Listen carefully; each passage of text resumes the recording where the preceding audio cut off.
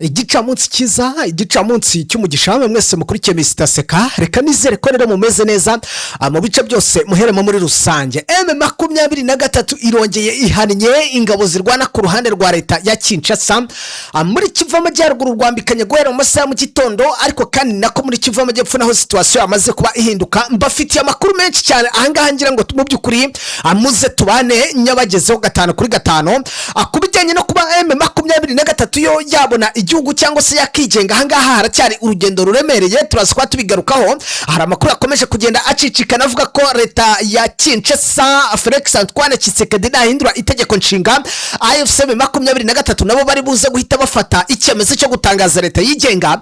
Andaza kubabwira imbogamizi cyangwa se inzitizi zikirimo ahangaha abantu batari bamenya. Byose ndaje mbikuvira muzini muzingo. Ndaza kubwira Mikenke bimeze bite, Bidegu bimeze bite, Karingi bimeze bite. Aha hose mu byukuri namaze kubanzana abakuru yaho, ariko by'umwihariko Wazarendo zemeye, FARDC bemeye, abacancuro bemeye, ndetse kugeza magingo ya abakomando ba IBU bari gukubitwa izakabwana. Ana makuru akomeye cyane rero mu byukuri ngira ngo tugaruke by'umwihariko twibanda ku byerekeye Kivu Amajyaruguru, turebera hamwe situation imeze gute. Uyu munsi ngira ngo guhera ku isaha y'isayine nibwo byagaragaye ko noneho abasirikare ba Wazarendo batinyemo, ndetse na FARDC irekera kutangira kwataka cyangwa se gukomeza kugenda yataka M23, ahubwo batangira kosa na drone muri Kivu y'Amajyepfo. Munyemerere mumbwire, ese amajwi ameze neza? Buri kimwe cyose kimeze neza ku buryo twatangira tukinjira mu makuru yacu? Abantu mu byukuri mudukurikiye muherere bwota amasimbi, abari muri leta zunze ubumwe za Amerika, bari Canada, bari mu Bufaransa n'ibindi bihugu bigiye bitandukanye, mwese reka mbahe ikaze muri aya makuru. Abantu kandi mudukurikiye muherereye mu bihugu bya hano muri Afrika, Kenya, Tanzania, Uganda, Republika Iharanira Demokarasi ya Kongo, Zambia, Zimbabwe, Malawi, Mozambique n'ibindi bihugu bigiye bitandukanye, mwese reka mbahe ikaze muri aya makuru. Birumvikana igicamunsi na makuru twibanda kubiri kuba aha mu burasirazuba bwa Republika Iharanira Demokarasi ya Kongo, ndetse mbagingwa ya ndababwiza ukuri ko urugamba n'umundi rukiri urugamba hagati ya AFC M23 na leta ya Kinshasa. Ukurikije uko ibintu bihagaze, yaba ku ruhande rwa leta ya Kinshasa barimo baradivasinga mu byukuri. Ubu tuvugana abayibo muri Kivu Amajyepfo makuru ari kwemeza neza ko ngo bamaze kuba bagerayo cyangwa se bamaze gusesekarayo. Ndaje nabyo tubigarukeho, ayo namwe mu makuru yose ngufite y'urugamba. Abantu munyereka ko turi kumwe muri comment, ndetse munankandire ku like, ibintu dukomeze tubijyane neza. Ubu tuvugana Minembwe yongeye kuba indiri y'urujya n'uruza rw'ingabo za IBU cyangwa se izi special forces za FARDC. Ese bagiye gukora iki? Ese niki mu byukuri magingo yakiri kuhaba? Abantu ndagira ngo ngewe mubanze munyereke muri comment nimba ibintu mu byukuri bimeze neza, amajwi ameze neza, ndetse munakande like, ubundi twinjire mu cyitwa idonido. Ubu tuvugana ku ruhande rw'ingabo z'u Burundi amakuru ni menshi cyane, ariko by'umwihariko amakuru y'ingenzi ndi kwakira ahangaha. Do singiyi map singiyi nukuvuga ngo amakuru ndi kwakira aha aremeza neza ko M23 yamaze no gusesekara mu bice bya hafi ya Uvira. Uduce tumwe na tumwe twahangaha Uvira hari amakuru avuga ko bashobora kuba hamaze kugeramo elema za M23, ariko reka duhere Kivu y'Amajyaruguru. Abantu mwahageze, abantu mwanditse comment ndetse mwanakanze kuri like. Hanyuma rero ni munyemerere 5 kuri 5 duhere muri warikare byakomeje kuba isibaniro guhera mu masaha mu gitondo. M23 karasa, FARDC karasa, ariko kugeza amagingo ya mu masaha mu byukuri y'igicamunsi cyase muri ano masaha birasa nkaho noneho leta ya Kinshasa amaze kwemera. Mwabantu mwe ikintu kigaragaza ko M23 yahannye FARDC ku rwego rwo hejuru. Can you imagine? Cyangwa se ni munyemerere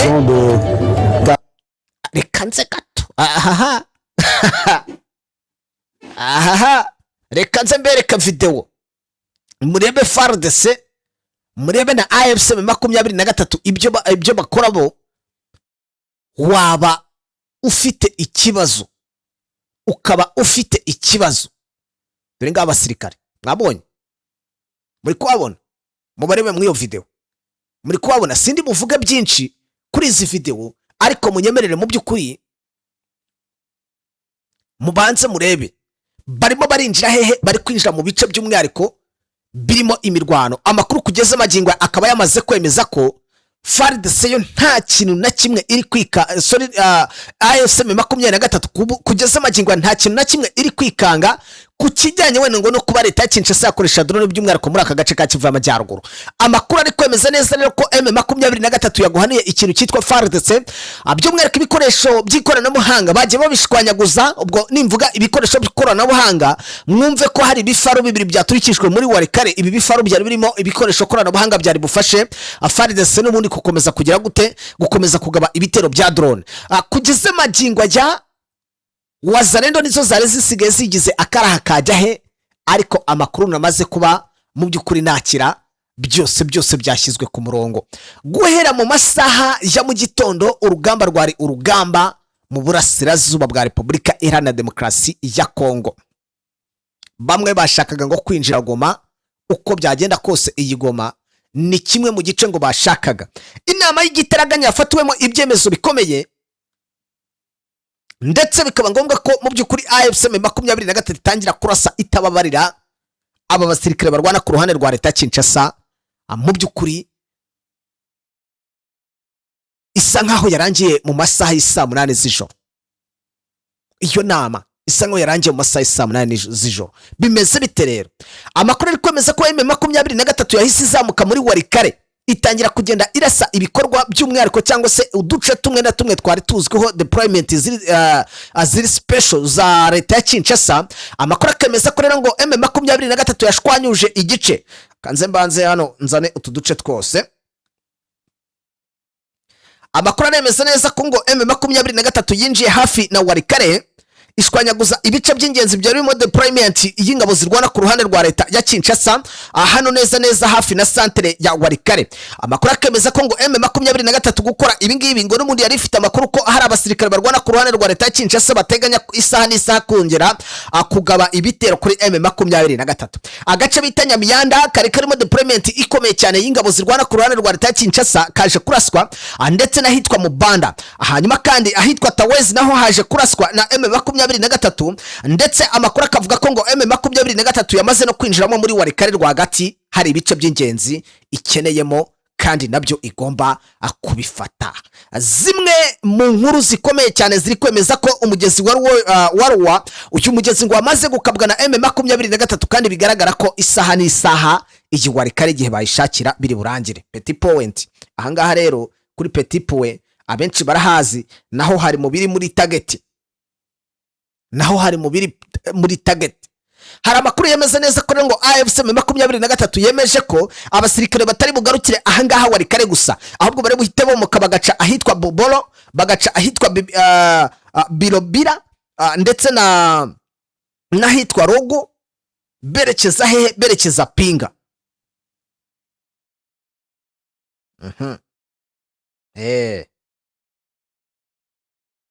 Aha. Andi makuru akomeye cyane nemeza ko abasirikare ba M23 barashe ingabo za leta ya Kinshasa, abagera kuri 19 bahita bahasiga ubuzima mu mirwano yabereye mu gace ka hano mu nkengero za Masisi na Warikare. Ndetse biremezwa neza ko M23 kugeza magingo ya ikiri tayari ngo itegereje abasirikare bandi bashobora guturuka ku ruhande rwa leta ya Kinshasa nk'uko bakomeje kugenda babivuga, kugira ngo bivune umwanzi. Twerekeze muri Kivu y'Amajyepfo. Murabizi ko tuba dukubita tubangura kugira ngo tubagezeho buri kimwe cyose cyangwa se amakuru yose uko ahagaze. Abasirikare ba leta ya Kinshasa bafatanyije n'igisirikare cy'u Burundi bongeye gukubitwa inshuro n'ingabo zirwana ku ruhande rwa leta ya Kinshasa. Ubu tuvugana amakuru aremeza neza ko ngo abasirikare ba IBU bamaze gusesekaramo hano muri Kivu y'Amajyepfo, ariko mu by'ukuri nta musaruro bari batanga. Ndetse ngo ku ruhande rwa leta ya Kinshasa rero nanone M23 iracyakomeza kugenda ibahondagura ifatanyije na Twirwaneho. Amakuru aremeza neza ko ku munsi w'ejo hari inkuba yakubise mu kibira, ndetse irahindukira igaruka ikubita na bamwe mu basirikare barahangaha hafi na point 0 ku ruhande rw'igisirikare cy'u Burundi. Kugeza magingo ya bikaba biri kwemezwa ko M23 na Twirwaneho bari kugaragaza imbaraga zidasanzwe. Biri kugaragara ko M23 na Twirwaneho bari kugaragaza imbaraga zidasanzwe, ukurikije uko ibintu bimeze, ukurikije ibyo M23 iri gukora, aho iri kujya kurwana hose iri kugenda ikubita irimbura, iri kugenda ivana mu nzira. Amakuru ari kwemeza neza rero ko n'ubundi M23 biri kugaragaza neza ko nta kibazo ifite mu bijyanye n'imirwano kuva yamara kurasa Kisangani. Andi makuru ariko akemeza ko ngo Felix Antoine Kisekedi ikindi cyaje kuba kinakomeye cyane ngo yaje gushirirwa ku bijyanye n'ibikoresho koranabuhanga, yashiriwe ku bikoresho koranabuhanga. Reka twifashishe ino video y'umutarama wacu Kivu iwacu murebe uko ibintu bimeze. Nukuvuga ngo ahangaha M23 cyase AFC 23 bari bagiye za ni Kinigi, yego Kinigi. Guverineri w'intara ya Kivu y'Amajyaruguru Bahati Musangwa Erasto yaragiye hehe, yaragiye mu by'ukuri guhumuriza abaturage ahangaha. Murabizi ko drone zaje zimaze iminsi ziharashe.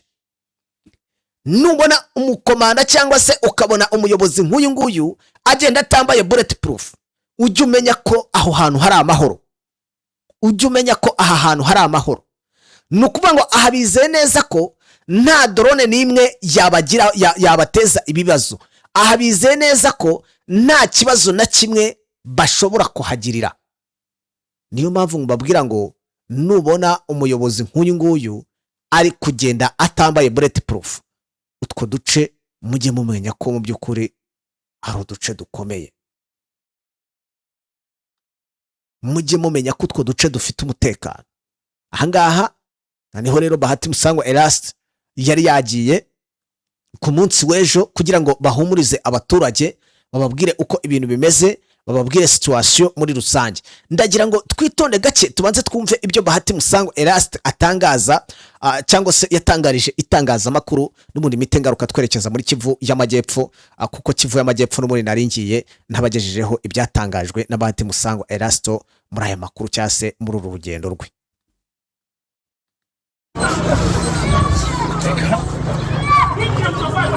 Hapa kote kulikuwa FDLR kwini semeni walikuwa. Sasa ilikuwaje wafike hapa na ikakuwaje nyinyi kuwaondoa?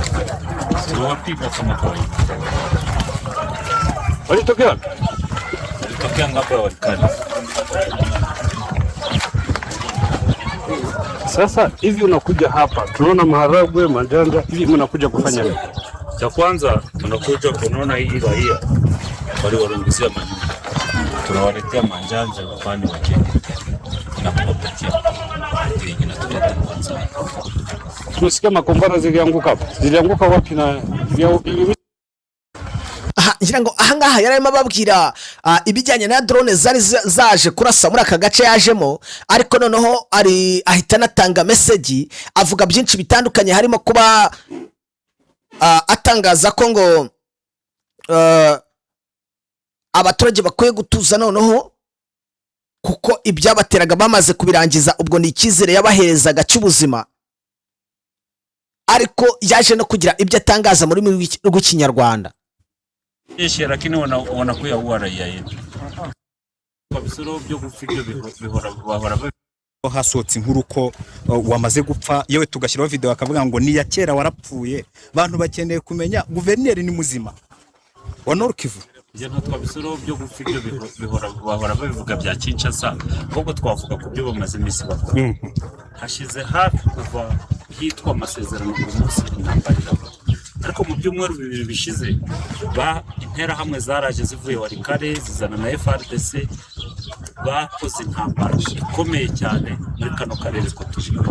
Drone zaranashize zishe abaturage, zeba naha batwitse amazu y'abaturage, ntacyo batakoze. Bashaka kuza gufata Rwaya, ariko imbaraga zabakuye ntaho zagiye, ubundi zirahari. Abaturage bahumure bakomere, turi kumwe n'Imana kandi dufite imbaraga, ntabwo bazigera badutsinda. Abantu bafite inzozi za Rubaya ngo umujyi w'amabuye Kisekedi ubona ko yashyize ku isoko, wababwira iki? Bagende baryame basinzire bibagire. Urakoze cyane.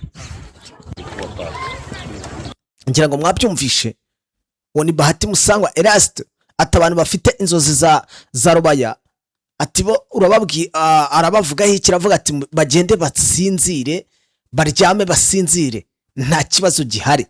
Hanyuma twerekeze muri Kivu y'Amajyepfo. Intambara yamaze guhindura isura yaha mu burasirazuba bwa Repubulika Iharanira Demokarasi ya Kongo. Kugeza amagingo ya Kivu y'Amajyepfo naho biri kuvugwa ko abakomando ba Ibu bamaze kuhasesekara. amakuru aturuka mu gace kabibogobogo hano muri teritwari ya Fizi aravuga ko no muri ngo abasirikare ba Repubulika Iharanira Demokarasi ya Kongo mu mutwe uzwi nka IBU bageze muri aka gace nijoro mu ijoro ryakeye. Hanyuma rero mu by'ukuri kugeza amagingo barimo baragenda nabo ngo badeployingwa gakeya bakaba bari kwitegura guhangana na M23 ndetse na twirwaneho.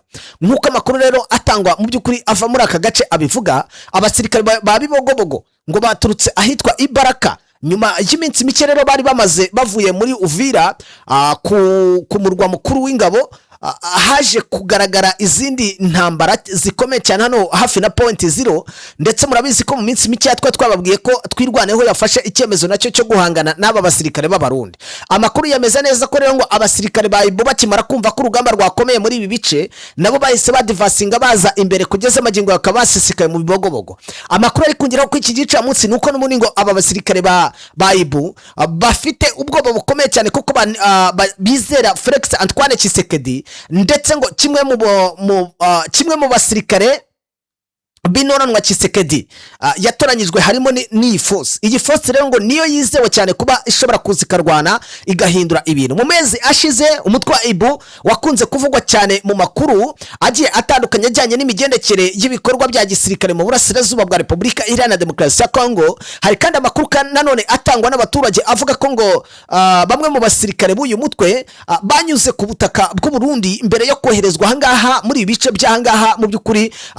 bihana imbibi n'u Rwanda. Nubwo rero aya makuru mu by'ukuri ataremezwa neza ku mugaragaro n'inzego za leta zibishinzwe, yakomeje gutera impungenge mu baturage mu duce twagiye tugaragaramo intambara, aho bavuga ko ngo akenshi mu by'ukuri aba basirikare aho baje hatangira kugenda haba intambara ikomeye cyane. Amakuru kandi nanone avanga mu Bibogobogo agaragaza ko abasirikare benshi aba M23 na twirwaneho nabo ngo bari tayari, yewe kandi ngo bikagaragara ko no muri aba basirikare bo mu mutwe udasanzwe wa IBU baje kurwana urugamba rwa point zero n'ahandi mu by'ukuri bafatwa nk'ingenzi ku gisirikare cya leta ya Kinshasa. Bamwe kandi nanone bagatangaza ko ngo ibi bintu bikomeje kugenda biteza impungenge ikomeye cyane kuba hashobora kuba ibitero biremereye ku mihana y'abanyamurenge hano muri Minembwe. Hanyuma kandi bibiri kuba mu gihe n'ubundi umutekano ukomeje kugenda uzamba hagati ya MRNDP twirwaneho n'ingabo za leta ya Kinshasa, bakaba bakomeje gushyamirana ndetse no kurwana muri ibi bice bya Fizi, Mwenga ndetse na Uvira.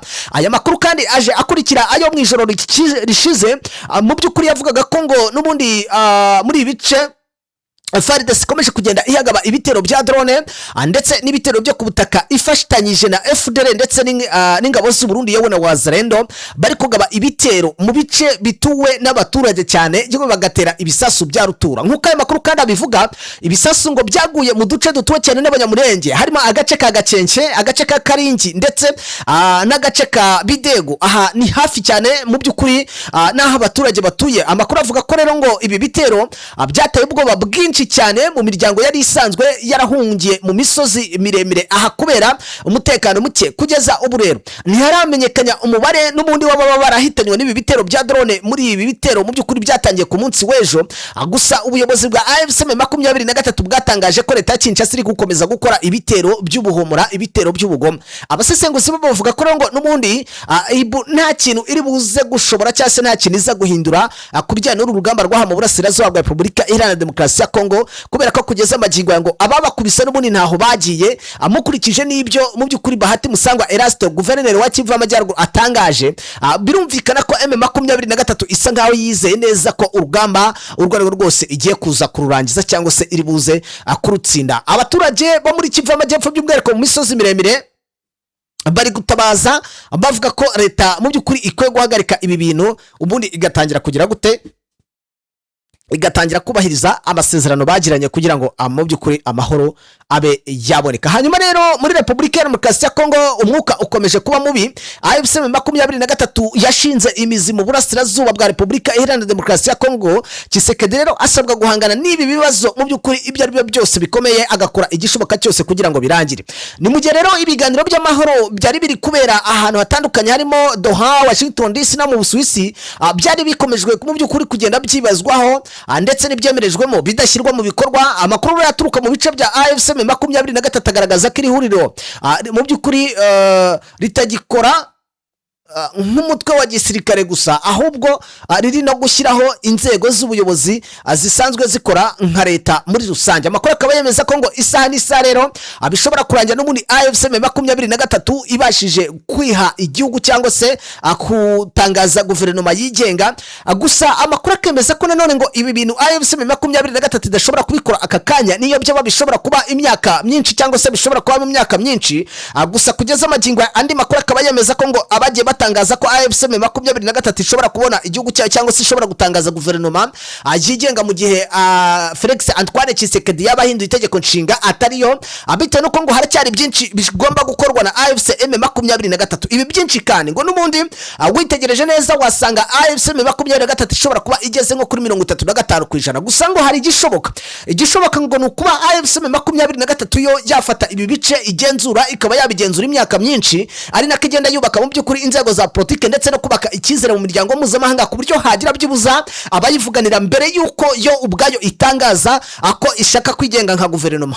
Byagenda gute rero baramutse mu by'ukuri batangaje ko bashaka kwigenga nka guverinoma? Amakuru yemeza neza ko mu gihe AFC M23 yaba ikoze igatangaza ko ishaka kwigenga nka guverinoma, yahura n'ibibazo bikomeye cyane, kubera ko n'ubundi kuba yaratanze impamvu ko irwanira abaturage cyangwa se iri kurwanira uburenganzira bw'abaturage bitandukanye cyane no kuba baba bari kurwanira gucamo igihugu kabiri. Amakuru akaba avuga ko ngo byakorohera buri umwe wese wifuzaga kuyirasa ariko akabura ahera bitewe n'impamvu yabo ikomeye cyane yo kurwanira uburenganzira bwa muntu. Kugeza amagingo ngo yaba yibonye ku buryo M23 ishobora kwisanga ku rugamba rukomeye cyane, akaba ari nayo mpamvu bivugwa ko M23 cyangwa se AFC M23 idashobora gufata icyemezo cyo gutangaza guverinoma yigenga.